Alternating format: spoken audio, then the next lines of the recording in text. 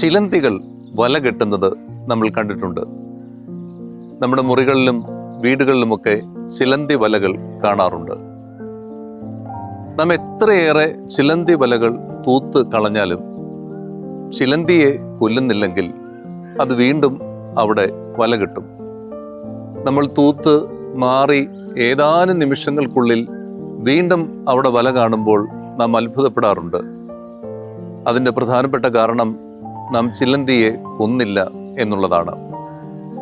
50 ദിവസങ്ങൾ നമ്മൾ നോമ്പ് നോക്കുകയായിരുന്നു.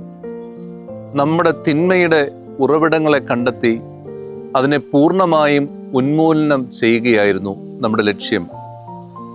50 ദിവസത്തെ നോമ്പൊക്കെ കഴിഞ്ഞ് നോമ്പ് വീഴുന്നതിൻ്റെ സന്തോഷം വരുമ്പോൾ വീണ്ടും ദുഃഖവെള്ളി മറ്റുള്ളവർക്ക് സമ്മാനിക്കുന്ന രീതിയിൽ നമ്മുടെ നോമ്പ് അനുഷ്ഠാനങ്ങൾ അധപ്പതിക്കുവാൻ പാടില്ല. തിന്മയെ അതിൻ്റെ ഉറവിടങ്ങളുമായി ഉപേക്ഷിക്കുവാൻ കഴിഞ്ഞിട്ടുണ്ടോ എന്ന് ഒരിക്കൽ കൂടി നമുക്ക് ആത്മശോധന നടത്താം. നിന്റെ ഉള്ളിൽ കൂടുകെട്ടുന്ന ചിലന്തിയെ നീ കണ്ടിട്ടുണ്ടോ? നിന്റെ ഉപവാസം കൊണ്ടും നിന്റെ നോമ്പ് കൊണ്ടും നിന്റെ ത്യാഗങ്ങൾ കൊണ്ടും ആ ചിലന്തിയെ കൊല്ലുവാൻ നിനക്ക് സാധിച്ചിട്ടുണ്ടോ?